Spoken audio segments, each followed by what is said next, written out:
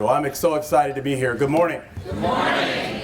I am excited to get the year started. As Brigitte mentioned, first and foremost, I'd love to just give it up to Brigitte again. Just thought that was tremendous. And the themes there resonate because it talked about the importance of team, and it talks about the importance of supporting all of our leaders in the district, all of our educators. And you noticed their title. It said Chief Talent Officer, and that's an important title because the individuals who come into our district are talented individuals, regardless of their role.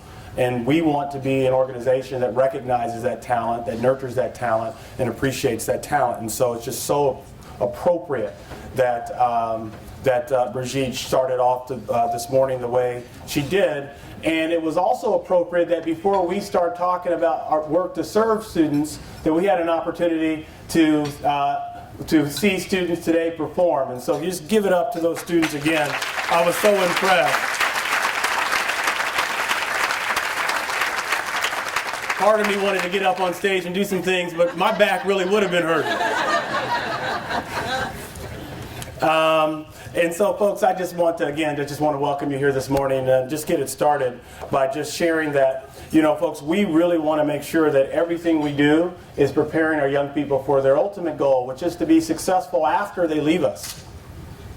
And we want our young people to be with us and have a tremendous experience. They should learn and be enriched, but they're going to have many more years after us once they leave us. And we want to make sure that those years are fulfilling years. And we want to make sure that they are excited that they have spent the preparatory years in Oakland USD getting ready for the rest of their lives.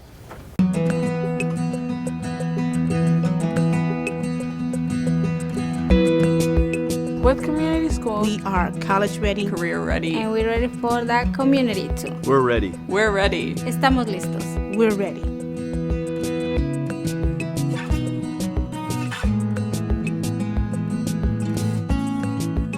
I think education is like the key thing. In my mindset, I can't do nothing without education.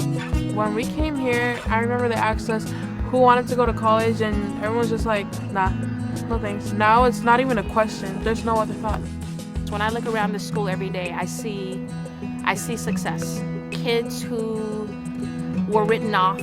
I see kids who were told they could not do what they are showing they can do.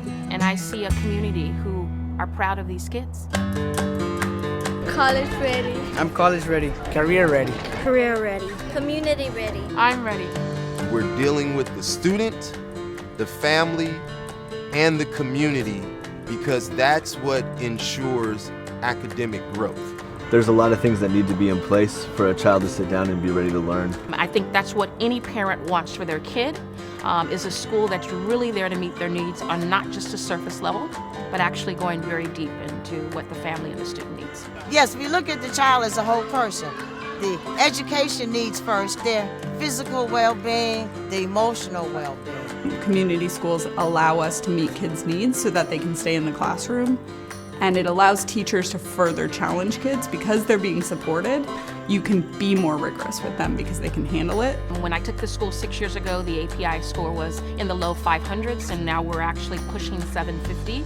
And that would not have been possible without the number of community partners that have made investments. I mean, we have tons and tons and tons of partners. Oakland Housing Authority partners with the school district. We have the asthma mobile, the after-school program, adult education, skill building, how to be prepared for an interview. Our dental service. If kids can get glasses, they give you a program for glasses. School site counselors, mental health coordinators, trauma circles. We have a Read 180 program, Angel Network, reading intervention for our students, internships, college access groups, the farmers market, tax prep. We do clothing drives, free backpacks, mentorship, a dad's club. You come and get everything that you need in order to move forward right here on campus.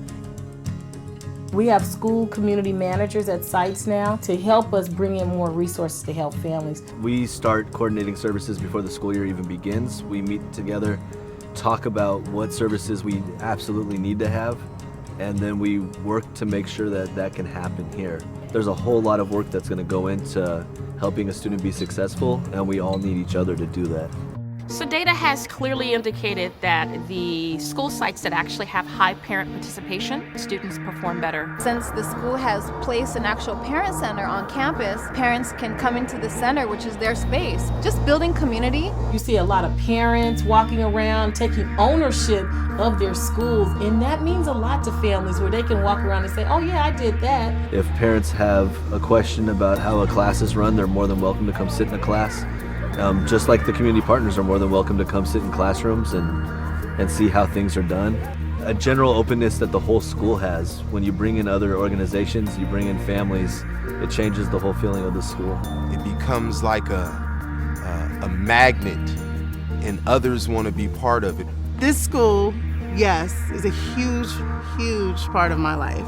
And really, it is community for me.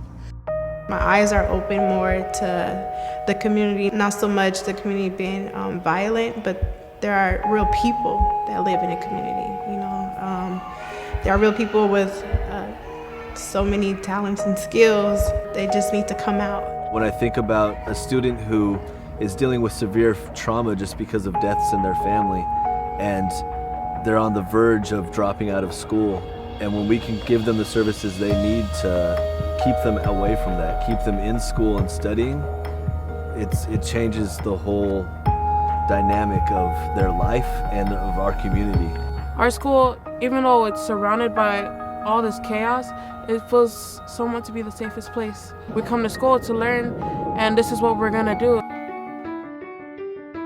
Rather than have students shutting down and not learning, we have students who know that there are people on this campus who truly care about them and care about whether or not they make it. In the beginning, I thought it was more of high expectations, but we didn't have a lot of the partnerships and support. So now when we have all the different partnerships, it's a way of saying, I expect you to be up here, but I'm also giving you people and resources to be able to reach that level. My son already asked me, so after 5th grade, I'm going to middle school, then high school, and then college. I'm like, yeah. Our average GPAs are higher even though our instruction is more rigorous. Our kids' reading levels are growing at a higher rate. I believe that if we invest in our youth, send our youth off to college so they can get degrees and bring those degrees and that knowledge back to the hood, then we can change our community and our neighborhoods. I'm ready. I'm ready. I'm ready. I'm ready. I'm ready. I'm ready. I'm ready. I'm ready. I'm ready. I'm ready. It can work. I've seen it work. I know it works. We're ready. Absolutely, I'm ready. Tremendous. Again, so appropriate to see our young people come into the room and just the leaders who are supporting them and nurturing them. Just so important.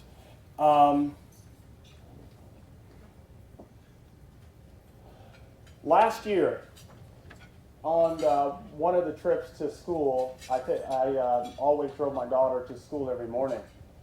And on the way to school, this particular time, we were talking about a book that she was reading. And in the book, there was this dilemma this young man was facing.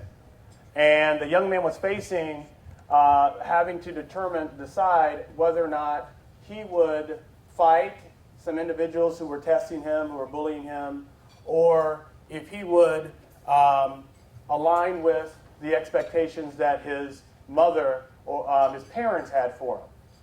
And I was discussing this story with my daughter, and I was asking her questions to try to get into the mind of this young man. My daughter is 11 years old, was in 6th grade last year, in 7th grade this year. And I was asking her, trying to get into the mind of this young man in this dilemma. And for her, what she was talking about was, all the reasons why he shouldn't fight and should do the right thing and so on and so forth. And I noticed that she was struggling to empathize with the young man and the pull that he felt towards his peers to fight. Because in the story, if he doesn't show up, then, his peers are going to feel some kind of way and think some kind of way about him. And it was during that time that it hit me. It hit me, and it was clear as day on the way to school that my daughter had it, and that it is privilege. Because for me, I understood clearly what that young man was struggling with. At that time, it would have been a very easy decision for me. This young man was an elementary student, and he was faced with a dilemma. I fight.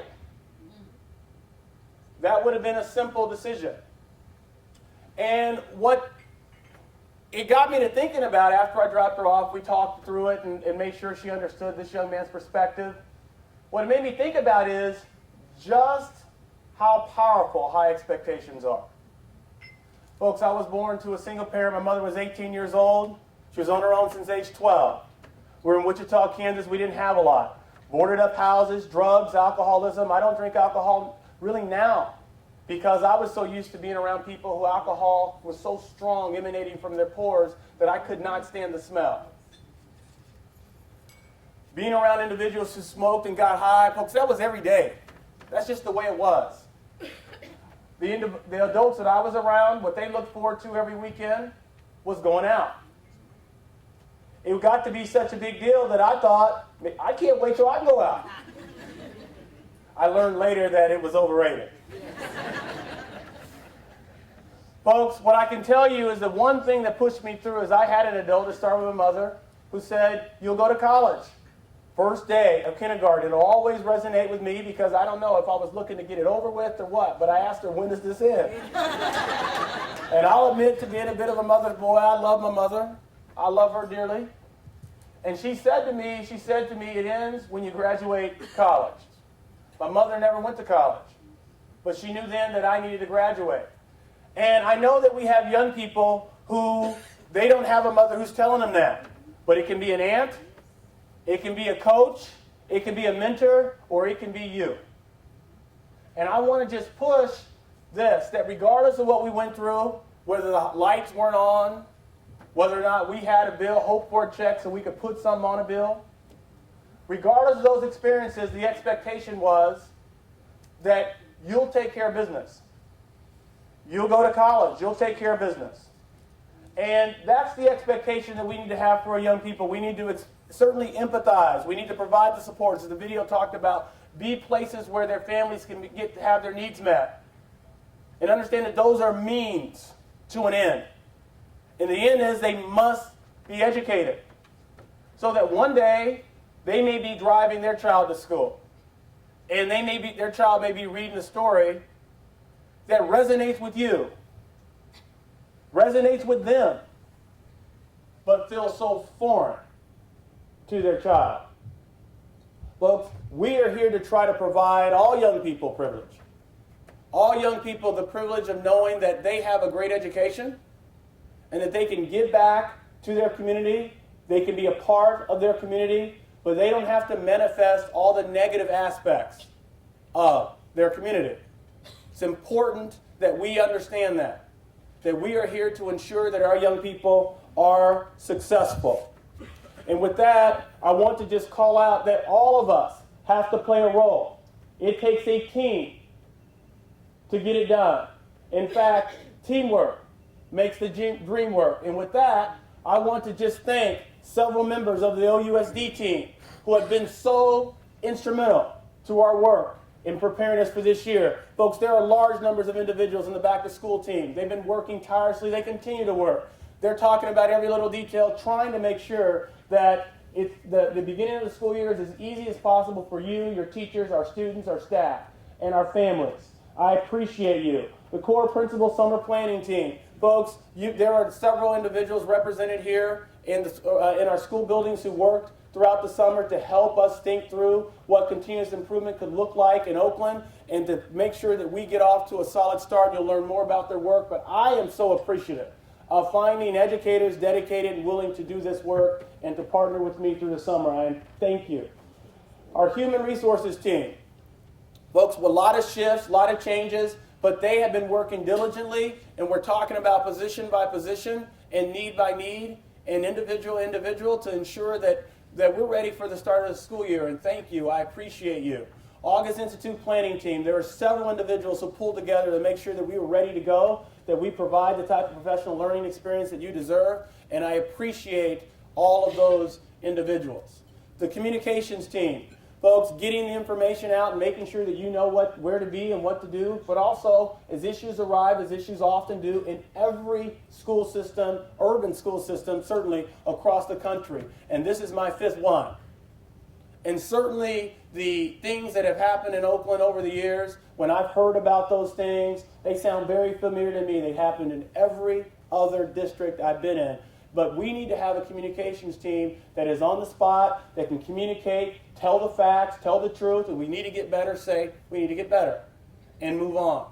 Folks, our building and grounds team, I had an opportunity to walk the campuses with our building and grounds. It was important to me because building and grounds and how things look matter.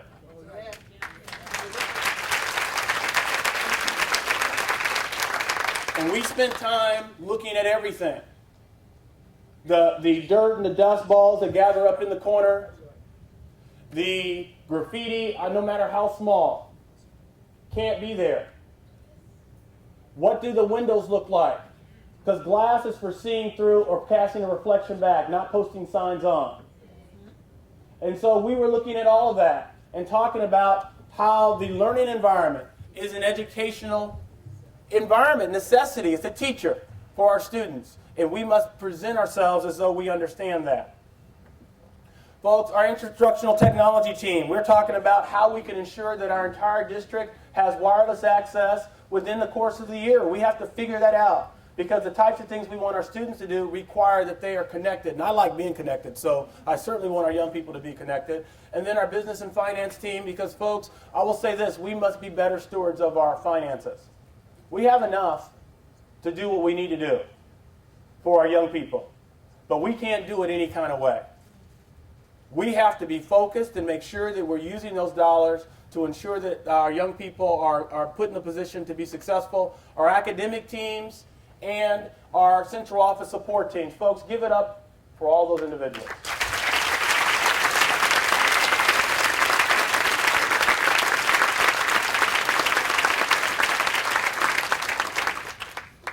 Folks, I want you to understand that as a leader, I understand that I am completely responsible for the success of the team. And regardless of what your title is, if you're on a team, if your team's to succeed, the question is, what are you going to do to ensure that your team is successful?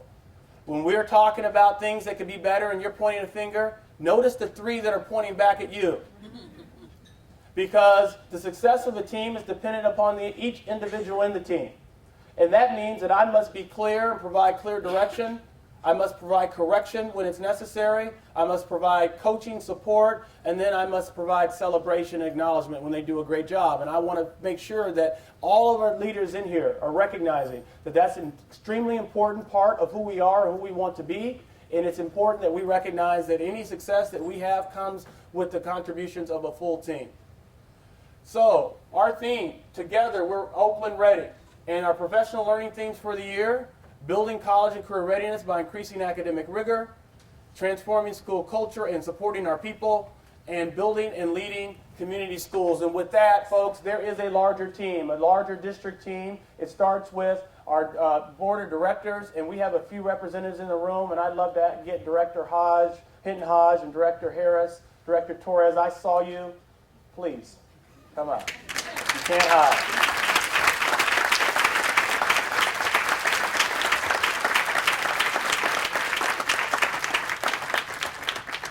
Jamoka, you have the mic. You're up first. I'm giving it to the Vice President. Okay. Okay. I have to gather myself. I know we don't have a lot of time, but it's a pleasure to stand here before all of you today. And I'm very excited about the start of this year. For me, in a lot of ways, this is the first time I've had an opportunity to see all of this from the start, to see schools like Castlemont, to see schools like Madison starting off with a fresh 10th grade this year. So really for me as a board member, still I consider myself a new board member. It's a privilege to see things start from the beginning, starting from the beginning with the man who I truly believe is the right man for us right now. I talk to my wife about that often. And she said, I really got to meet this guy. You talk about him so highly. But, you know, for me, just very quickly, it's a reckoning that I seek. You know, from the time that I was a kid and my dad made the choice and said, you know, public school in Oakland just isn't for you. You got to do more. And he put me in private school, leaving behind all of the friends that I went to school with, all of the friends and all of the possibilities that they had, which made us different at that point. So the reckoning I seek is the writing of the course that we got off so long ago, where private school became the choice. No, public school is the choice. We are the people who can make that happen with that constant belief. So I'm here, I stand with you, I'll play any position you need me to play.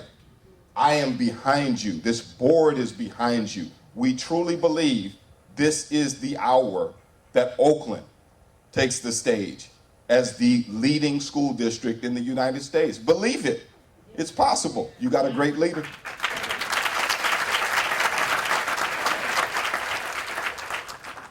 Good morning. I just want to also say that I'm really excited to be here, Rosie Torres, and I wasn't able to be here last year for this event, and I really feel so honored when the superintendent said, would you like to come tomorrow morning? And I quickly said yes. I don't know where I'm going, but I'll be there. So thank you for allowing me to be here.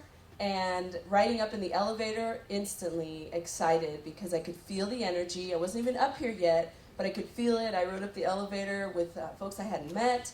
And there's a lot of people that as board members we won't meet. And so any opportunity to see all of your faces, to see the slides that were presented of the stars in this district, I thought to myself, every single person in here would have a slide, no doubt, of something they created, something they're doing. They're giving that extra mile to our students.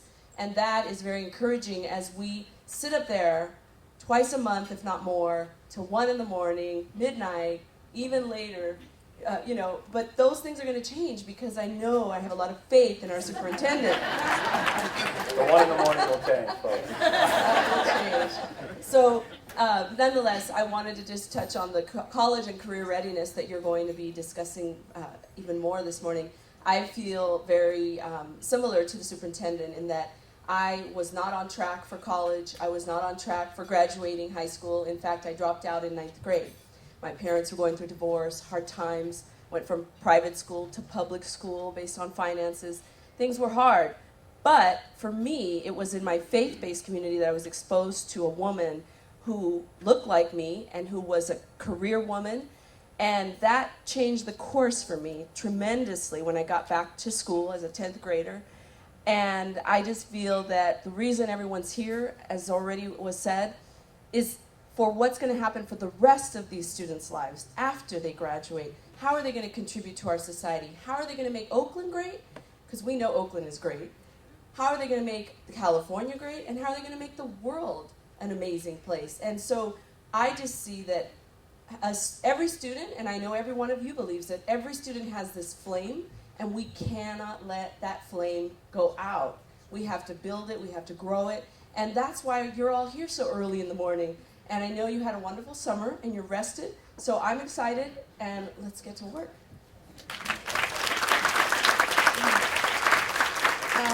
Good morning. My name is Jamoke Hinton Hodge, and I'm not really the newbie, but still feel like the newbie because, man, it's not a sexy job at all. Whoever said it was, it is not.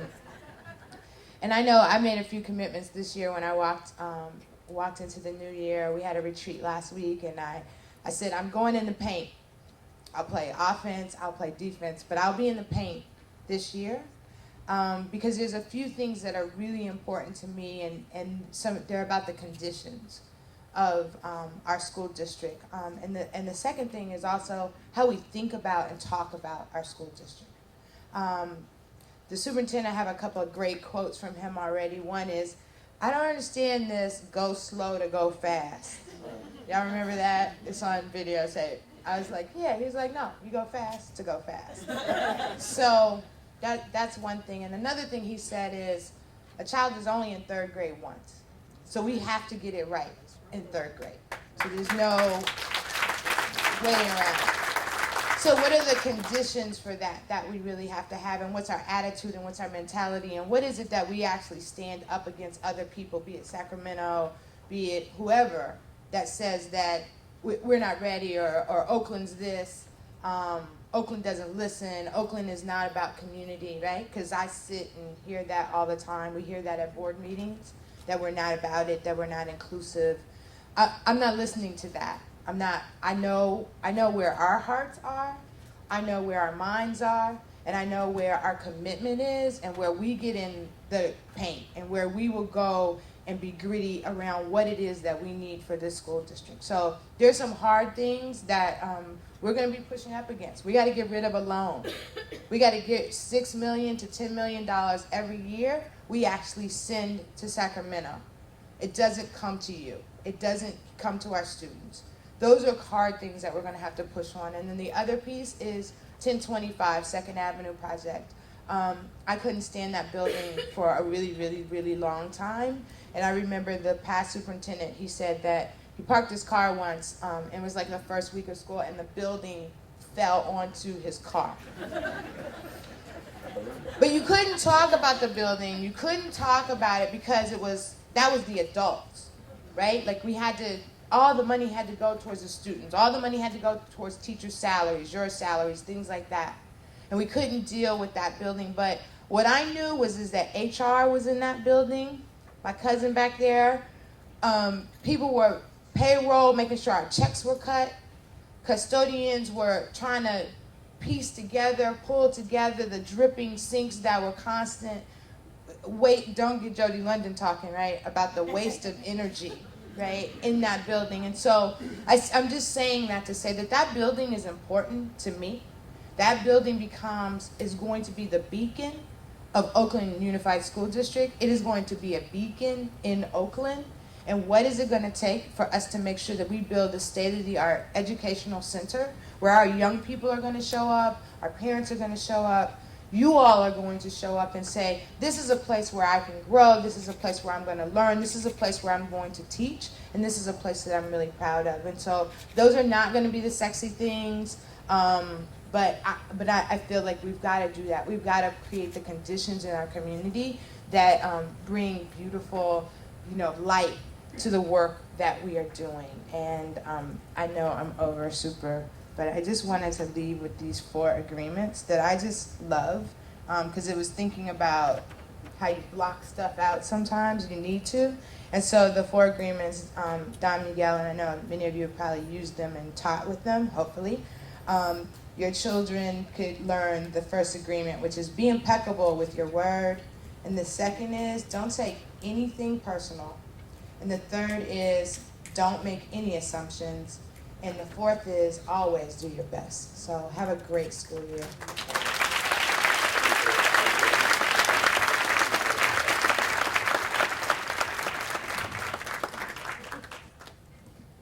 I want to thank the directors, and I think it's so important that we start off the school year just helping everyone understand that it is a group effort, and we all are working to ensure that every student thrives. It's extremely important that we get focused around this vision, that we want to ensure that every student thrives. And what I'd like for you to do is take a few moments at your table and just talk about what thriving means to you.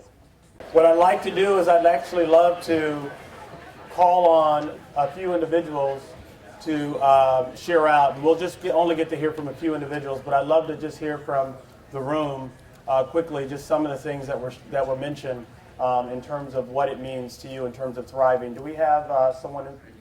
Can we use the microphone here? Okay, so I'd love to hear out from a few individuals, and this is not a shy room, so don't pretend. I'd like to hear some individuals share out, and I'd love to have some volunteers. Right here. The mic's coming to you. Good morning, everyone. Good morning, Superintendent Wilson. Good morning. My name is Paulette Smith, and I'm at Joaquin Miller Elementary School. And for me, what it means to thrive, it's like, when you finish a workout and you're feeling good, your heart is racing, you feel like you have a positive attitude, you're putting positive vibes out there. And so when you're thriving, it permeates everything that you do in your life. And that impacts everything that's around you, including the students and your teachers and your team. And so that's what it means to me, that you're eating healthy, you're taking care of yourself, and that way that you can take care of your others, the people that are so important in your school community. And that's what I'll do. Thank you. Tremendous. Give it up. Thank you. Someone else? Over here?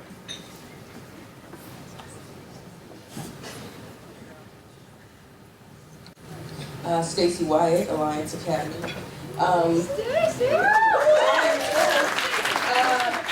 Our table really connected thriving with how we feel about our own children and what do we want for our own children, and not separating what we want for our own children and what we provide for our own children to thrive from what we provide to other people's children. So that's one thing that resonated throughout our table, that what we want for ours is what we want for others. Thank you. Thank you. One more. One more, all the way back there in the back. Mario's going to be thriving at the end of this time. I so appreciate you, Mario. Thank you. Good morning, I'm Sandy Simmons, Behavioral Health. At our table, we talked about that thriving is actually being healthy in all ways, emotionally and physically, and having a school culture where everybody wants to go to that school.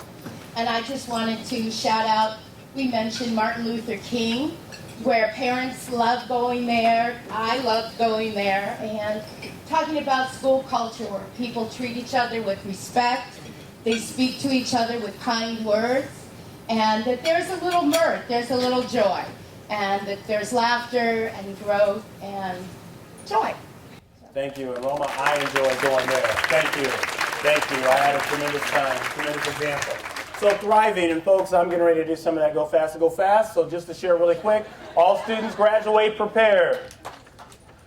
Caring, competent, critical thinkers. Folks, we need young people to care about other young people, and it can be taught. It absolutely can. And to know that they are bright and they don't enter the school with a deficit. Actually, all they enter the school with, all those things are strengths. And what we do is we build on those strengths. And that they're critical thinkers. They just can't believe just anything anybody's saying. They need to make sure that they're able to think deeply and decide what it is that they think. Ready for college and career success. Folks, it should be hard. And we should do hard things because they're hard. We should teach that to our young people. Any good thing comes through hard work. If it's given to you too easy, you won't appreciate it. And many times it's phony. So we want to make sure that our young people learn that when they're struggling in math, that's just when it's starting to feel right. And they push through it, and they'll be okay.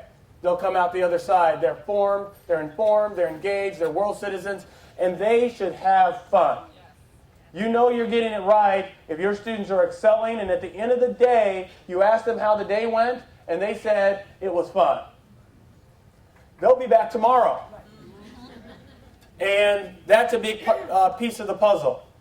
And so I want to make sure that we are focused on these things. So it's our responsibility to ensure that our cultures are strong, that we have rigorous environments, that we have effective instruction, strong professional practices. That means people must work together, and we must model that. If we model talking about each other or putting each other down, you don't think the students know, they know.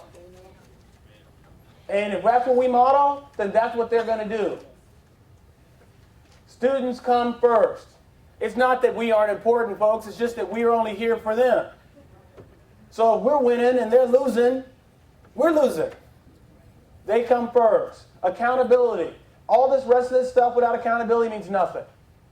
Accountability is what makes you get it done. That there has to be a definition of what's winning. And what we want to do is we want to make sure that we recognize that Oakland Unified School District has had some success, has been a leader. That we don't have to start from a negative or start from zero. Oakland Unified School District calling out the importance of educating African American male achievement. I mentioned I've been other places. I was in Denver just for 9 years, and I can tell you that it wasn't easy talking about African American male achievement. It wasn't easy. So I had to do it. And getting other people to join in, it certainly wasn't infecting the district like it is here. And infecting, I've used infecting in a positive sense, that it is spreading throughout the district. And when I talk to individuals, they're saying, we need to do it. Now, some may say, well, we need to do more. You're absolutely right. We need to do a lot more. But getting people to acknowledge it is a big step. And Oakland led in that. Calling out linked learning. Young people, as folks, it speaks to relevancy. Young people need to understand why they're doing what they're doing. Oakland is a leader in that. And we should be proud of Oakland leading in this space, because other districts across the country, they're going to jump on board, but many of them will be 10 years from now before they figure it out. Positive data trends. There is good news. Our graduation rates are going up, dropout rates going down. We have more A to G completion, and suspension rates absolutely are going down. It's important that we recognize that these are all positive trends of which everyone in here can feel very proud about. This is another one. In 1999, these dots are representing API scores at the bottom. And you see a lot of red and orange and yellow. That's not where we want to be. We want to see more greens and blues. And you see in 2013, that a lot more greens and blues, and you don't see that demarcation around geography. Quit talking about yourself from a deficit model. When I look at this here, and I don't love the terminology flatlands. I understand it's a geographical term. When we look at heartland schools, I see blue schools down here. I see green schools down here. They're spread throughout. We have more work to do, but we should be able to talk in admiration of strong schools that are in the hills and talk in admiration of strong schools that are in heartlands. We should be able to talk about all of them together and not feel as though it's a deficit model, it's us versus them. If we feed into it, then we breathe life into it. And so we need to understand it, but we can't not be willing to acknowledge the successes that have existed. And then there have also been award-winning programs, and this is to illustrate that.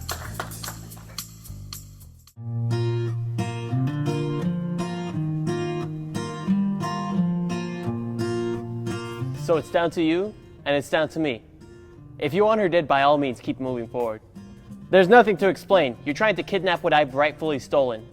The days before I was really, really nervous. I was looking excitedly, anxiously in the mailbox every day. And then when I finally got the really big package, my brother said, "Hey, I think there's something for you." So funny thing was that it was actually stuck in the mailbox. I knew Elliot ever since he was a freshman, and I kind of knew right from the start that he was definitely a very talented, curious student who was very ambitious and hardworking and just all around strong student. I had been aware of this scholarship since middle school, so I kind of knew that that was kind of the goal, in order to pay for college, because my parents were always they said go to college but also find a way to pay for it, because they were always afraid that they weren't. I wasn't going to be able to go for just financial reasons. Elliot is just not satisfied with just learning what's expected of him, that he's just very curious and just always goes beyond what's expected in school. That, okay, yes, he's in AP Calculus, but then, okay, we're doing whatever curriculum, but he wants to make sure he learns even more. If he's ready for more, he wants to learn more. So that insatiable curiosity and desire to just keep learning. My parents had told me since I was a kid, you had to go to college, and I didn't really know what that meant until, I started, seeing what it could actually be through, other people helping me figure that out. And through that, I gained my own passion. It wasn't I'm going because of my parents. It's I'm going because of me. I want to somehow help my community. I'm interested in either going into the medical field or becoming some sort of professor. I know that whatever I do, I want to come back here and help mentor some kids or something like that, the same way that I have been in the past. They've definitely all exemplified the being a strong student, but also that you're going to be using all of that you've learned to give back to the community and work in the community that you've grown up with, and basically just try that idealistic thing, just making the world a better place.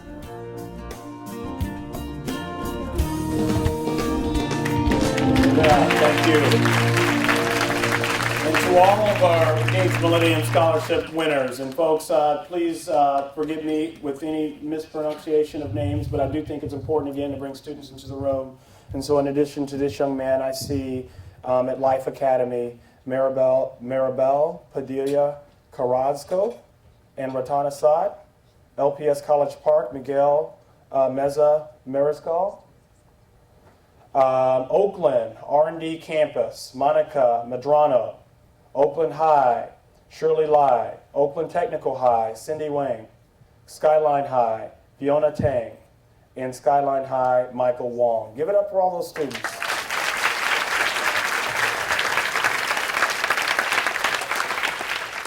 And we also have some award-winning schools, and we should give it up for those schools being recognized. 2014 California Distinguished Schools, Think College Now, Montclair, and also Achieve Academy.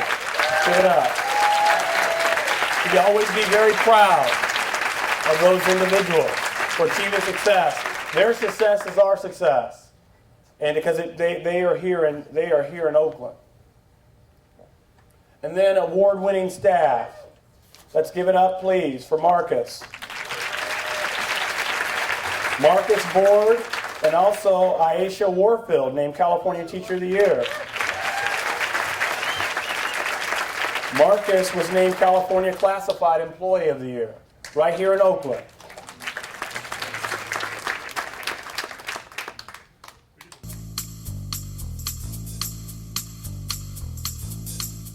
Hi, my name is German. We have been separated into groups, and each group will study something different for the Spaceflight Experiment Program. Our group decided to study about bacteria. This is the name for water bears because water bears are very small. And then they would paralyze them, like if they were a mummy, like this one. And this is E. coli, and this is E. coli with lavendolia. Our experiment is how microgravity would affect yogurt. The Student Spaceflight Experiment Program was designed for us to be able to have our entire school prepare spaceflight experiments in order to test our materials in microgravity. For us, that meant as a school moving in a direction of students being able to articulate their understanding of material in biology and chemistry, for them to be able to design their own experiments, and to be able to present that material in a 7-page research proposal that also was then read by a community of scientists. It's just super exciting to know, like, oh my God, we might be able to send our stuff to space. We've been working hard, and this isn't just some normal project you do during the year. It was a different experience for us, and like it's space, so it was an exciting project for us. We were looking at brine shrimp under the microscope. They could change colors, and they're really small. And they have 11 legs on the sides. It has 3 eyes. Two on the sides and 1 on the middle of the head. We wanted to build it so we could show them like a 3D model of a shrimp, so they could see the real parts of a brine shrimp. If we could start growing little organisms, then we could start growing larger and larger organisms, and maybe one day lead up to growing humans in space. We do a lot of experiments, and we have fun with our group members while trying to come up with the procedures. It was kind of hard because a lot of people, they had great ideas of what to send to space, and we were doing our best so ours could be the one. I like science a lot, I learn a lot of things, and every time I get home, I usually like to do experiments by myself. I've been so impressed with the way that our students have grown, their ability to really own what they're doing. They've really loved what they're working in. They found ideas and topics that they really care about, and then taken that to a new level, being able to share that with scientists, other teachers here in the school, and now being able to take this to DC, to the Smithsonian, is so exciting. In one part, I love science because we learn new things about animals, about our Earth, about our planet, and I kind of don't like science because it has so many things that are interesting and they can get in my head. It's kind of hard to know all these great things about Earth, but I still love science. It's a really great class. You still love science, everyone. Folks, those students those students, their project will be done up in the International Space Center. I mean, I think it's tremendous, and they're right here in Oakland. It's awesome. So, if you had anything to do at all with any of the successes that I mentioned up to this point, I need you to stand up. Anything to do with any of the successes I've mentioned thus far, graduation rates, attendance, the schools, the students, anything to do, stand up. Anything to do at all, stand up. And give each other a pat on the back. Great job. And I'm trying to figure out why some individuals are seated.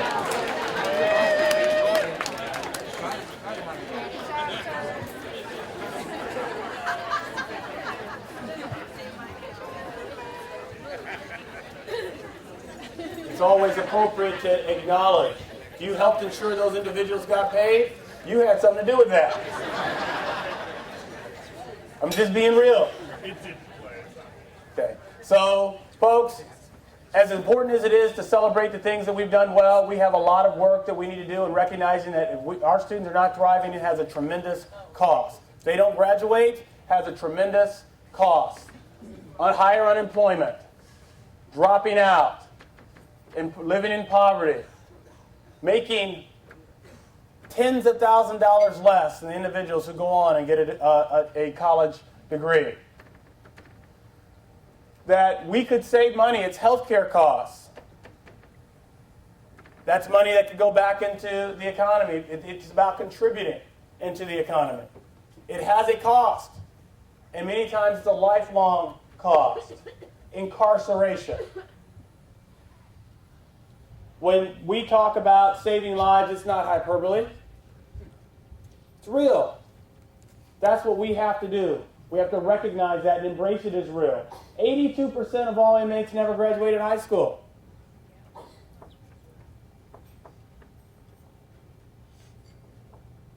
An 18-year-old can't tell me about what they want to do later in life. They can't tell me about being 25. They've never been 25. You need to graduate. You can't tell me about I'm not right for college. You can't tell me there isn't a 1-year certificated program, a 2-year associate's degree program, a 4-year bachelor's degree program, education through military service and an employer program that's not right for you too. Every child deserves that, whether they understand they deserve it or not. It has a cost. We need to accelerate progress. I'm going to let you in on a little secret. Great thing about it is that it's pretty straightforward. Literacy. It provides the path to success and graduation. We need to make sure they can read well and deeply. A lot. And we all have a role to play in the reading. And not reading has consequences. And we can see here, I'm not going to read these to you. Just hold them up there for a second, and you can see what happens, what begins to happen by kindergarten. Disaggregating by ethnicity, disabilities, students with IEPs.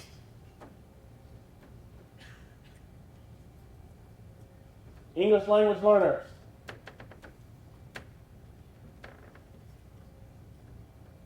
Folks, the challenge of literacy, ensuring that young people read deeply and are critical thinkers, it has an impact upon graduation. That young people actually make it there, and that when they get there, they have the skills needed to succeed later in life. We have to care deeply about reading. So what I need you to do is take a moment, and at your tables there's an envelope and there's a card.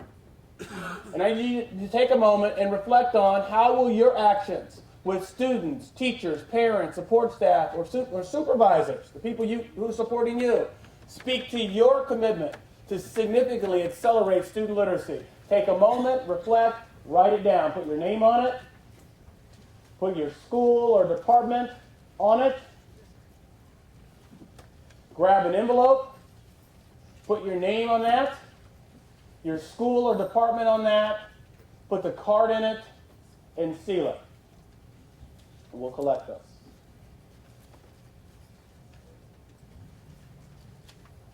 Everybody in this room.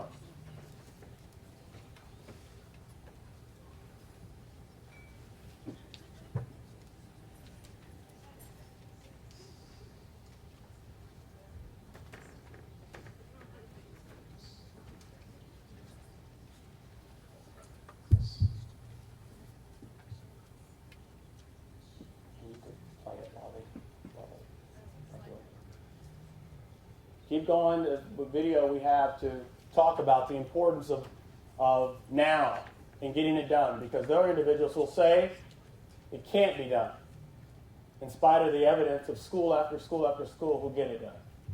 You can, if you're still reflecting, go ahead and continue. I want to keep rolling here. Folks, our young people and their ability to read and our commitment to reading impacts graduation. It has a deep impact, and there's a very strong correlation. And for those individuals, those different disaggregated groups, you see the differences in graduation by those groups. The disparities perpetuate across a lifetime in education. And we want to make sure that our young people do not have those types of outcomes for them. And so you see what happens in graduation when you disaggregate by gender. You see with ethnicity.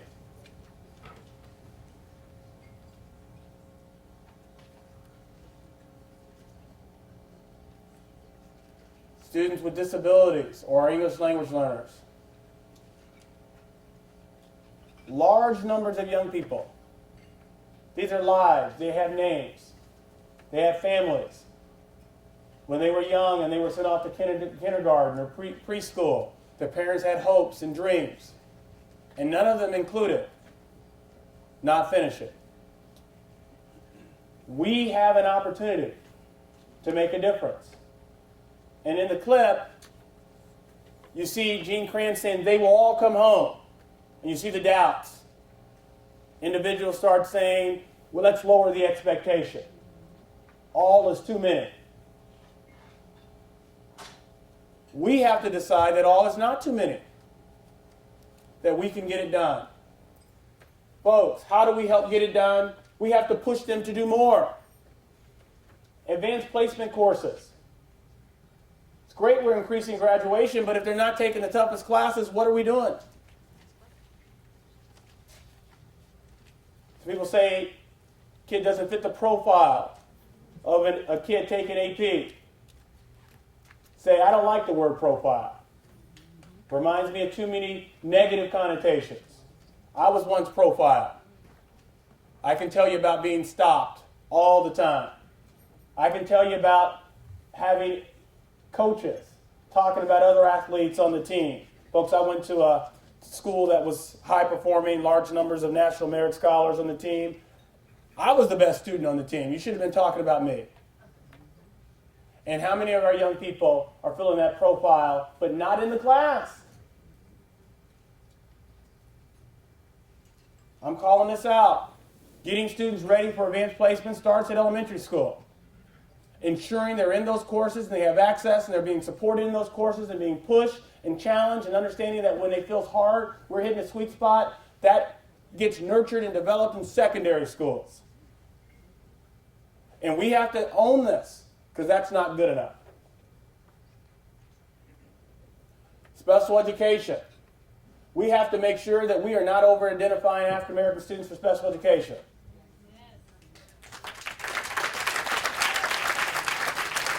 Sheila, I'm so excited to partner with you. You have the right values. This matters to you. You care about it. And we can get it done. But we have to recognize that these are all our students. And we're not going to find ways to send them away. They're all our students. We're going to find ways to keep them here, to educate them here. Yes, keep all students safe, but educate them here. It frustrates me when I hear special education students equated with and referred to like they're prisoners. like they're convicts. They have a disability. They need all our support and our guidance and direction. They are regular education students first. That's not Mr. Wilson. That's the law.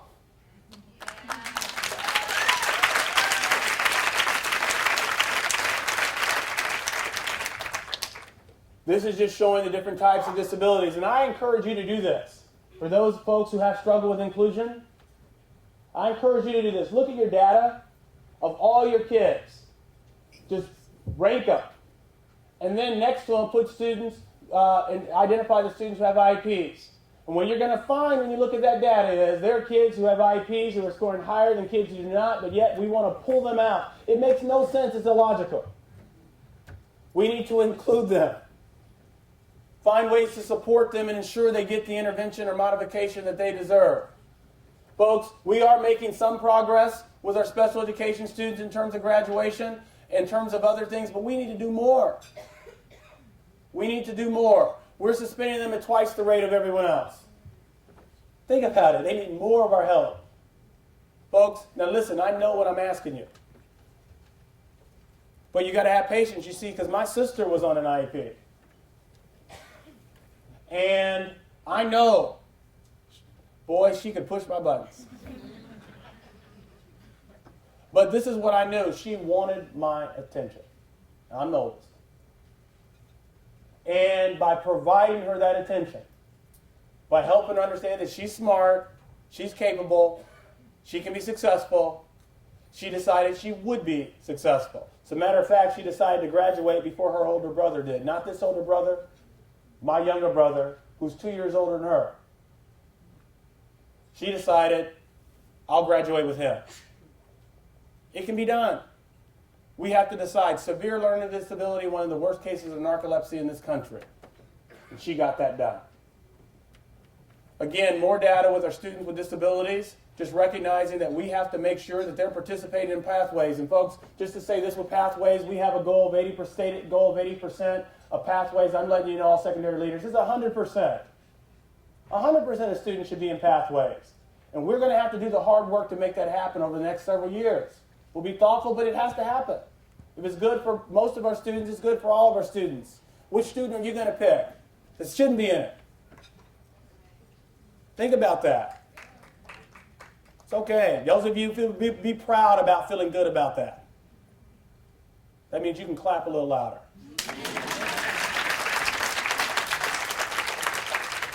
Again, some more in terms of cohort graduation. You've seen what's happening there. Improvements, but we have more work to do, as we have for all of our students. Chronic absenteeism and suspensions. You see what's happening with our students with disability. You see the difference? You see what's happening? And many times the data is double. This right here, what that slide was essentially just saying is, you got to find a way to make it work. That slide, that clip, and you can see it on YouTube, is just showing folks are saying, well, this wasn't designed for this. And this isn't supposed to do this. And he's saying, look, you got to find a way to make it happen. This is what we need to get done. Everyone pulling their weight. Are words all around your school? If we have to have directions in our school for our young people that's telling them where to go, why aren't those words? Why aren't those numbers, shapes, and symbols? Do our kids see us reading passages? Do they see vocabulary all over the school? Are our young people recognized for that? Those of you who are getting that done, thank you. Those of you who are not, let's start. Because that's what we got to do. I'm looking forward to mentoring a student this year. And everyone on my cabinet, guess what? Surprise, you will be too.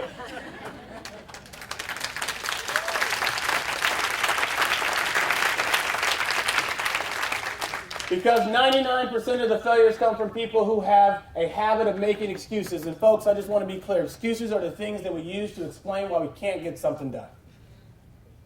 Reasons are the things that we share that we must mitigate to ensure we do get it done.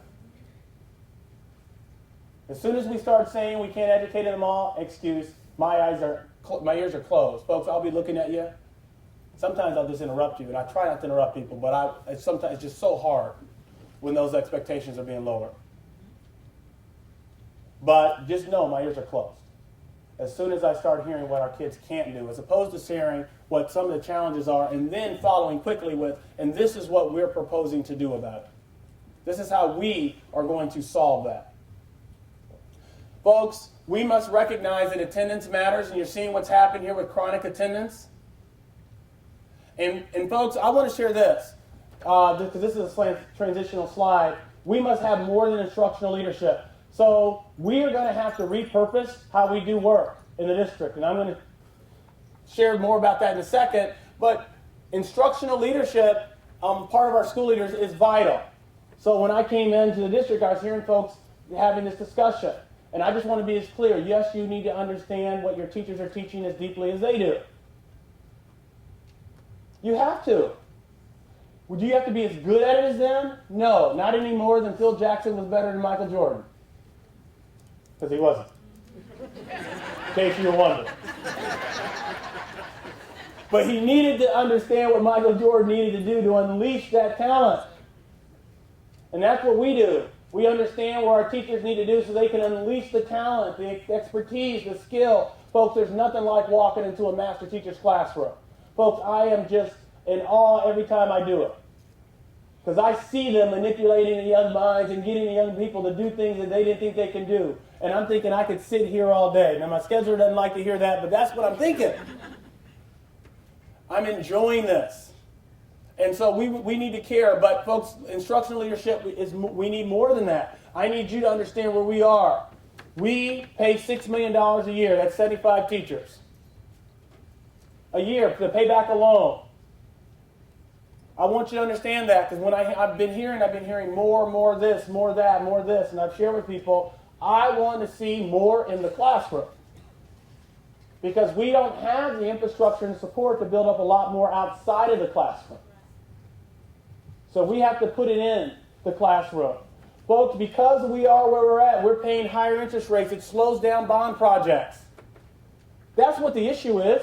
It's no different than at home if you have really, really bad credit and you go to try to get a loan and they charge you a ridiculous interest rate and it costs you more to borrow the money than the money you're getting itself. And we have individuals who know that that's a bad deal, so they have to wait, and that impacts some of our schools, like Fremont, who's waiting on a new school. The money, we have the opportunity, but we can't draw it down the way we need to. I need everyone to understand this so that you can use the right language when you're talking about it. And not looking like someone's trying to hurt us. These are real. We can do work to solve it, but we got to tighten, which means that can't be more. We have to think about our priorities and where they are. And I'm just telling you right now, as clear as I can signal, it's in the classroom. Audit. We have to pay for people to come in and audit. It's almost $1 million a year. And we have to recognize that we're still climbing out of a budget crunch. And when I hear people talk about we're getting more money, folks, no, we're filling a hole. And we're climbing out of a hole. And we're still well below where we were when we started in 2008. And when we're done, we'll just be back to where we were in 2008, in spite of the fact that, well, you guys know this, it costs you more to live than it did in 2008. So I want everyone to understand this reality. It just means that we got to be smarter, more efficient, more focused, and work as a team. And try our hardest to recognize that it's going to take us all pulling together. Folks, we are working hard to create great learning environments. Part of that is about making sure that we're becoming energy efficient. So I'm going to let you know a few things. Our facilities matter, and you play a role in your schools. I walk the schools, and I'm going to tell you, folks, I notice things. When I walk in, and I have already mentioned tape on glass, when I notice staples all over the place and any kind of tape up that pulls off the paper on the walls, when I notice signs hung with no pride, our kids are smart. You can't tell me to have pride when I'm looking at a ratted sign that's half torn up, that's written on, that you're walking by every day. You know what that sign says to me? It says, "Write on it." That's what it says. I'm being real. When I walk by and I see trash gathered and I saw those adults walk by it, you know what that says to me? Throw some trash there. You guys don't want me to tell you the truth. I see you looking. You got to talk to me then. Because that's not okay. And it's everyone's responsibility. If we're looking at our custodians and saying, why aren't you getting that done? Why aren't we getting it done? Folks, I walked around as a principal with a grabber. I picked up trash all day long. I had young people saying, Mr. Wilson, why are you picking up trash? I said, because you deserve it. Yes. You're worth it. Well, you're the principal. Well, then I should be the lead trash picker-upper.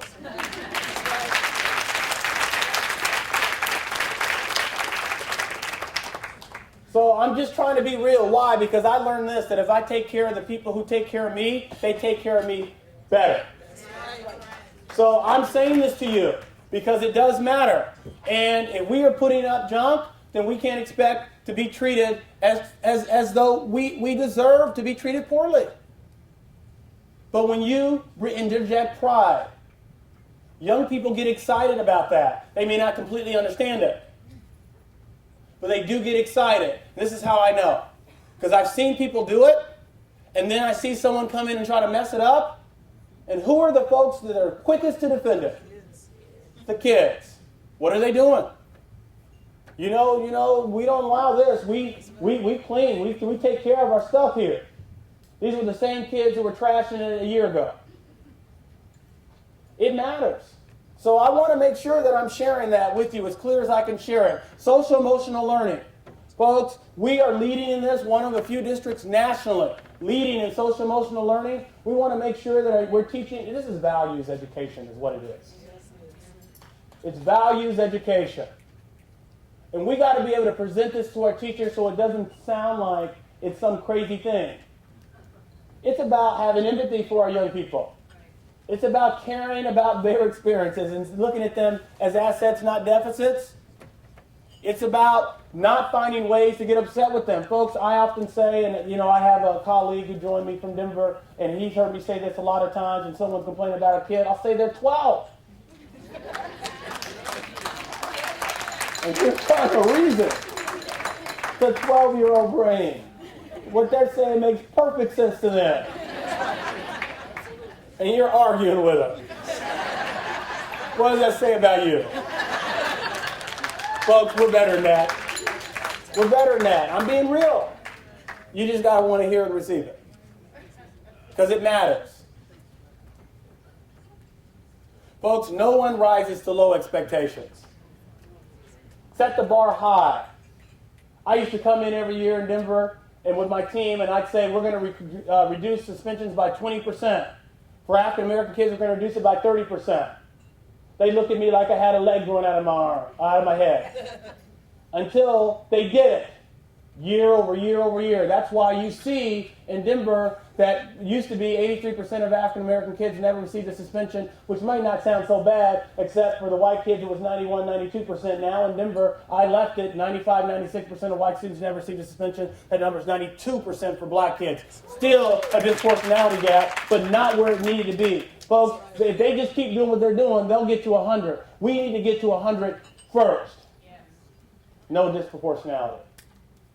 I want to be real, and I want to set the bar high, which means that we have to partner with you to find ways to put in intervention programs, acceleration programs. I use the word in-school intervention when we're talking about filling a hole with our students around behavior and social emotional. I use the word acceleration when we're talking about academic needs, because no matter where they fall, we're accelerating them. That's right.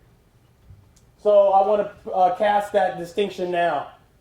Folks, what are we trying to get done? We're trying to operate from a shared set of beliefs that our kids should attend a clean, safe, and healthy school. That speaks to what they're eating, and so I'm so glad to scale up this Central Kitchen project. Folks, when I first heard Central Kitchen, I got nervous until I heard what they were trying to do, and I was like, oh yeah, let's hurry up, let's do that.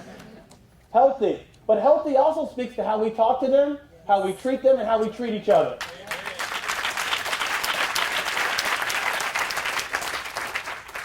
Folks, we need to make sure that they acquire the knowledge and skills to be college and career ready, as well as success in their daily lives. I don't run from the word college and career. You won't hear me say and or. Or, that means doubt. I want you to get both. I'll say it again. Whether it's a certificated program, a 2-year institution, associate's degree, a 4-year bachelor's program, they get it through military service or education through their employer, all of our kids are capable of that. And that's what we're here to set kids up to do. They're all capable. I paint college with a very broad brush. This is what I know, though. In order for them to have a choice, they must be educated for a 4-year school. Then they may choose to go to a 2-year institution, and that's fine because they can do very well from those institutions, or a certificated program they can do very well, but it's a choice. They must receive effective classroom instruction every day, which means, folks, if you hear nothing else that I say, you need to support your teachers. You have to support them. You got to lead them, and you got to support them. Heard people ask me about this and that with teachers. This is what I know. They're the ones in the classrooms.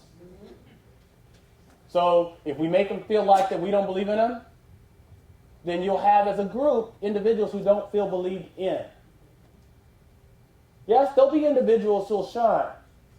But as a group, you talk about a group, and they show you what you reflect to them. We talk about them as a group that is important, that cares about young people. And folks, I will tell you, as a group, they will show up. So I want to say we must find ways to support our teachers, our employees. We have to care, but we have to make sure day to day, bell to bell, they are teaching. In teaching, I say that's a physical sport. It's an active sport. It's not a sit back and relax sport. You get home at the end of the day and you're able to just feel like, man, I didn't get anything done today, you weren't teaching right. You should feel like, man, I worked. And your kids should be even tighter because learning's harder than teaching. Should be. Should be. Folks, they're taught by teachers and school leaders who work collaboratively together. I know there are great examples in this room of individuals who have formed great partnerships with their teachers, and that's why your schools get better, because you're doing it together, not as an individual one. You do it as an individual one, that may work for a year or two before they throw you out. Just being real. It's not lasting, or it'll work as long as you're there. Folks, I'm not going to go through all of this here, but just because I've said it, I've talked about values, I've talked about environments, I talked about the fact, I want to mention this, role play and practice. Practice. Folks, I wasn't too proud. I taught kids how to walk in the hallway. I taught kids how to deal with conflict. We role played it, we practiced it. That's how we started the year, every year, all the way up through high school. Why? Because I told you last time, sense is in common, it's taught. We tell young people, what did we tell you about that? It's like my mom used to ask me that question. What did I tell you about that? I was a trick question. I knew what I was supposed to say to her. You told me not to do it. Or you told me to do it. What I was really thinking is, well, you really didn't tell me anything about that. So I made it up. And I guess wrong this time. Well, that's how it happens with young people. Let's teach them. Let's have the conversation and break it down. And then they figure it out. They get it right. Okay? Most young people, they trust me. They're not trying to get on our nerves or each other's nerves. I guarantee you. Set goals, monitor progress. Folks, I want to mention this really quickly. We have to have rigorous standards with this data inquiry cycles, and they're going to talk to you about continuous improvement guide conversations every month. You should be asking a question. You should all know what those questions are. You should drill down, and that should guide your work for that month. Not just you, your schools. And sometimes it has implications for your school site plans, and sometimes it doesn't. The point is you should ask the question, does it? And if the answer is yes, then you should change your school site plan. The school site plan is not something you fill out, complete, put away. It's something you're looking at all the time and asking, are we getting there? And then effective instruction every day, folks. The data inquiry cycle is really important. Observation and feedback. School leaders. Hint, I mentioned this to some of you. Create a first responders protocol. What are the things that prevent you from getting in the classrooms? Identify what those things are, and then develop a first responders protocol. You develop a team approach of individuals who can respond to that, and it not be you. Why? Because you need to be doing classroom observations. You need to be giving feedback. You need to be in the data inquiry cycles. It's okay if Mr. Wilson's there and the bell rings and you need to step out. Please step out. I'm wondering. I'm thinking, are you going to step out? It's okay. Let people know that this matters so much to me that I have to be here. But safety also matters, so we plan for what happens if those things occur. And they get addressed, and we debrief, and we talk about it, we role play, we prepare. So, I mentioned the continuous improvement guide, the site trackers. They're going to drill down on this more, but these are terms you want to get used to because, again, as I mentioned, I am checking with them to make sure that the school site plan is not a fake document. We're also working to make it simpler because I think it has to be simple. We're working on that. So I'm going to say to you, you can hear from me, don't impress me with your talk. What are you really going to do? And that's what I want to see. And then do it. And then monitor the progress. Look at the data. Make shifts and changes. If it's not working, celebrate the successes that are working and then double back down and do it again. It's pretty straightforward. And then benefit from a district that is accountable. We need to be responsive. So folks, I'm letting everyone know that I expect you to get a return phone call if you're a school leader, folks. We're here to support that. We need to get a return call, answer their email, and get back to them immediately. They have one supervisor that's a network superintendent or deputy network superintendent. That's their supervisor. Okay, so that's who may direct them. And folks, if we're leading with direction, meaning we have to direct you, we already know we're losing. Because we hire leaders to lead, not to follow. You have to follow at some level in terms of leading within the bigger tent, the vision, but then you have to go. And autonomy is given, and if you succeed, you get more, and if you struggle, you get more direction. And if I have to put it simply, your school's doing well, showing great capacity, it's a choice between what the supervisor is asking you to do and what you want to do. I'm going to say to the supervisor, well, let's see how it works. Let them try, because that's what I got. We'll just hold you accountable for the results. As long as you're comfortable with that, I am.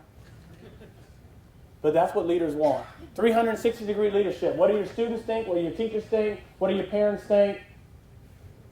What do you think about how well you are doing?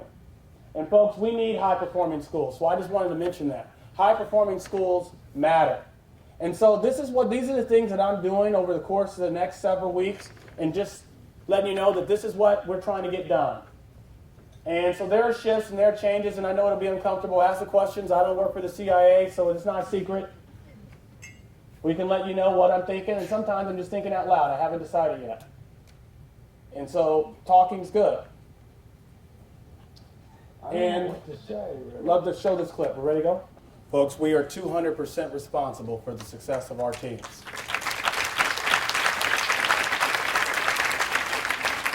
I was going to do a Q&A, but I'll be around all day, so folks, you can come to me. I'm happy to answer your questions. I want to make sure that they have the time that they need to do the work that they are going to do, but not quite yet. There's one other thing that I'd like to say, and I'm actually going to not go back. I'm sorry. Show you this.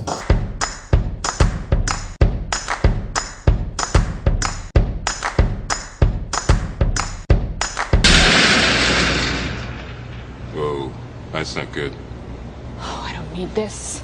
I'm already late. Somebody will come. Anybody out there? Do you have a phone? No. Sorry. Somebody! Hello? There are two people stuck on an escalator and we need help. Now, would somebody please do something? Help! I don't believe this. You gotta be kidding me. I'm gonna cry. No, well, there's not enough left to do. That's it.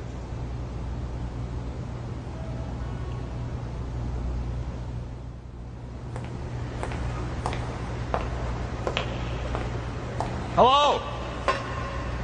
Hey, don't worry about it. I'll fix it in a second. He said he could fix it. All right. All right. That's more like it. He says he can fix it.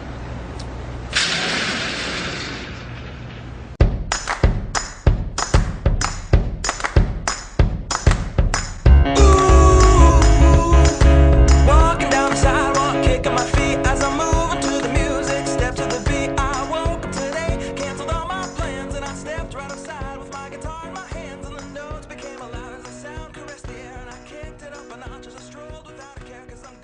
Folks, we're going to wait for other people, some imaginary person, whether it be central office, whether it be your principal, whether it be a parent, to come in and solve the issue, folks. You're there.